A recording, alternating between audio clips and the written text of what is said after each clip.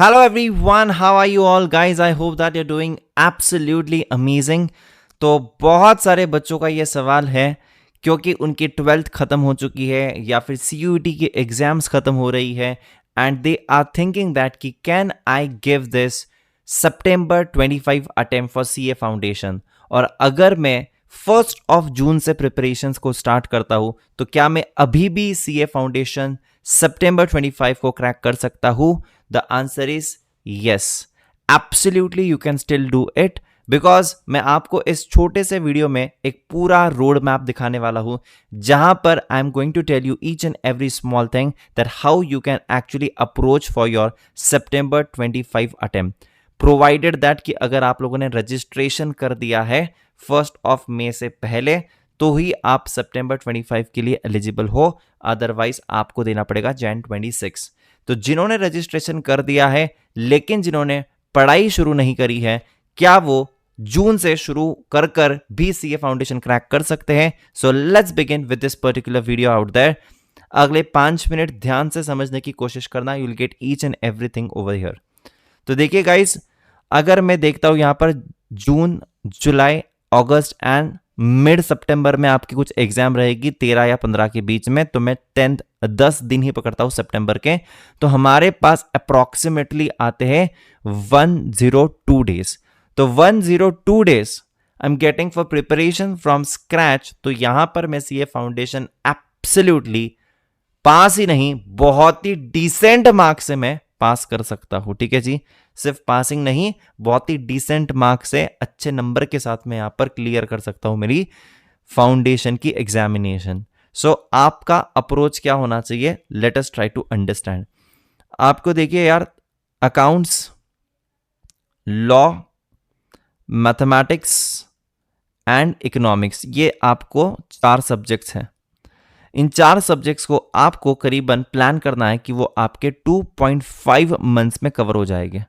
2.5 months में आपकी ये सारे सब्जेक्ट्स कवर हो जाएंगे। अब 2.5 मंथ्स मतलब क्या है कि जून का मंथ पूरा अपने को लगेगा, जुलाई का मंथ अपने को पूरा लगेगा और अगस्त का अपने को हाफ ऑफ द अगस्त में अपने को खत्म करनी है सारी चीजें, राइट? लेकिन as we are starting late, तो पहले तुम लोगों ने मजे किए होंगे या पहले तुम लोगों की दूसरे जगह पर ऑक्यूपाइड थे दूसरे एग्जामिनेशंस में, तो तुम लोग यहां पर पहले तुमने शायद ज्यादा नहीं पढ़ाई किया फॉर XYZ रीजंस। अभी आपको थोड़ा सा समय ज्यादा डेडिकेट करना पड़ेगा। जनरली समझो हर बच्चे की जो क्लास होती है तो वो 6 घंटे की चलती थी, तो अभी आप लोगों को यहां पर 8 घंटे की क्लासेस लगानी पड़ेगी या कभी कभी 9 घंटे की क्लासेस भी लगानी पड़ेगी टू कवर द बैकलॉग। अब देखिए जी, अब ना नॉर्मल बच्चा जो है जिसने शुरू से क्लासेस को स्टार्ट किया था, सो नॉर्मल स्टूडेंट ऑलरेडी 1 महीना थोड़ा सा जल्दी उसने स्टार्ट किया था, तो उसकी चलती थी बेटा समझ लो 6 आवर्स की क्लासेस। अब यहां पर as you have started in June, so यहां पर you have started your classes late, तो जून में लेट स्टूडेंट जो होगा उसको आप समझ लीजिए कि आपको यहां पर 8 to 9 आवर्स की क्लासेस लगानी पड़ेगी। और अगर आप 8 to 9 आवर्स की क्लासेस लगाते हो तो कैसे लगानी है जी? आप देख लीजिए, जो भी टीचर का नया चैप्टर शुरू हो रहा है वहां से तो आप लाइव क्लासेस देख लीजिए, क्योंकि लाइव क्लासेस में ज्यादा बेहतर तरीके से समझता है। रिकॉर्डेड देखनी, रिकॉर्डेड देख लो। और आपको इसके साथ साथ रिकॉर्डेड मोड में भी क्लासेस देखनी है, जो कि प्रीवियस चैप्टर्स अगर आपके मिस हुए हैं तो, या फिर you can go fully with the recorded batch as well, that's not at all a problem. ठीक है, तो लाइव प्लस रिकॉर्डेड अगर आप करोगे तो आपको करीबन 8 से 9 घंटे की क्लासेस करनी पड़ेगी एंड आप लोग आराम से 1 महीने के अंदर you would be at par with this normal students जिन्होंने पहले शुरू किया था। लेकिन डेफिनेटली पहले अगर थोड़ी सी पढ़ाई कम करी है तो अभी पढ़ाई ज्यादा करनी पड़ेगी, which is but natural. Apart from it मैं आपसे कहना चाहता हूं, आपको अगर सीरियसली पास करना है तो आपके 2 and 2 रूल को आपको फॉलो करना पड़ेगा। What is this 2 and 2 rule? आपको 2 MTP करनी है, आपको 2 RTP करनी है और आपको 2 PYQ करने हैं। ठीक है जी, PYQ previous year question paper, revision test papers institute का ही and mock test paper institute का ही। और ये दो दो दो रूल के साथ साथ आपको एक और दो ऐड करना है, दैट इज 2 रिविजन्स। ये अगर आपका कंप्लीट हो जाता है guys, I am telling you, you'd be scoring really very amazing marks. लेकिन सर हम तो ऑलरेडी 8 से 9 घंटे की क्लासेस करने वाले हैं, तो उसके ऊपर हम क्या करेंगे? डेफिनेटली आपने सीयूटी को प्रिपरेशंस के लिए समय दिया, आपने दूसरी सारी एग्जामिनेशन के लिए समय दिया, अभी तो आपको एटलीस्ट ये 3 महीना तो पूरा डेडिकेट करना ही पड़ेगा। ये अगले 100 दिन तो आपको फाउंडेशन के लिए डेडिकेट करने ही पड़ेंगे।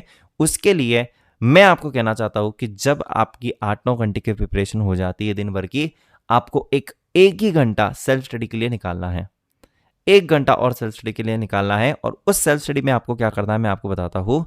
आपको मेक श्योर करना है कि आप अकाउंट्स का डेली 2 प्रॉब्लम्स को सॉल्व करना है, 2 प्रॉब्लम्स को, ठीक है जी।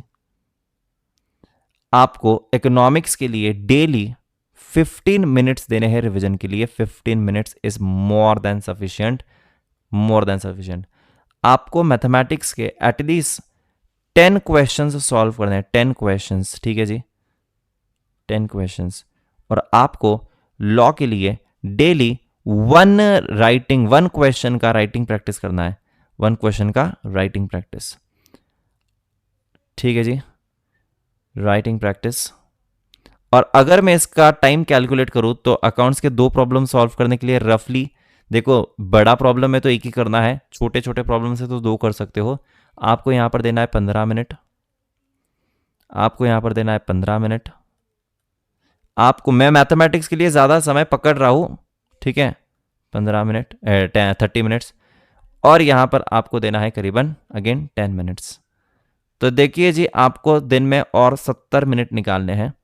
और अगर ये आप 70 मिनट निकालते हो तो definitely I am telling you guys, ये जो है ये आपको साथ साथ में डेली प्रैक्टिस करना है, डेली प्रैक्टिस।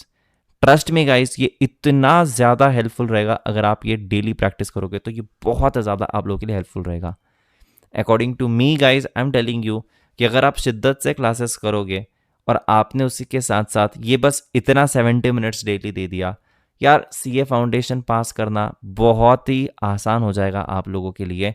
आप बस रेगुलर क्लास कीजिए, कंसिस्टेंटली क्लास कीजिए, एंड जो भी टीचर पढ़ा रहा है उसको एक बार ओवरव्यू कर लीजिए, ठीक है। I believe in consistency, I very much believe in consistency, and if you are doing this definitely I am telling you guys, you would be able to crack this.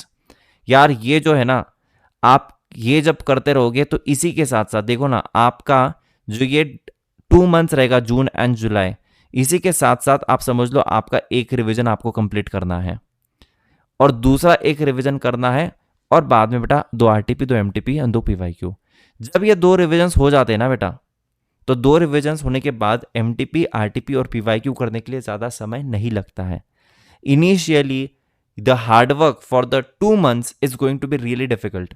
पहले 2 मंथ्स का जो hard work रहेगा ना, वो बहुत difficult रहेगा। First 60 days are very difficult, but last के जो 30 डेज रहेंगे, जब फर्स्ट 60 डेज आपने बहुत अच्छे से पढ़ाई करी है, लास्ट के 30 डेज में आपका इतना फास्ट रिवीजन होगा, इतना फास्ट आरटीपी सॉल्व होगा, इतना फास्ट एमटीपी सॉल्व होगा।